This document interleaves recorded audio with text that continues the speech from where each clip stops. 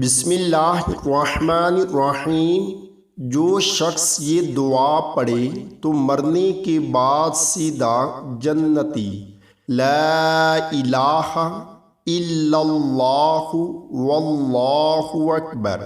لا الہ الا اللہ وحدہ لا الہ الا اللہ وحدہ لا شریک لہ لا الہ الا اللہ لہ الملک ولہ الحمد لا الہ الا اللہ لا حول ولا قوۃ الا باللہ۔ جو شخص بیماری میں یہ کلمات پڑھے اور پھر مر جائے تو اسے جہنم کی آگ نہیں کھائے گی۔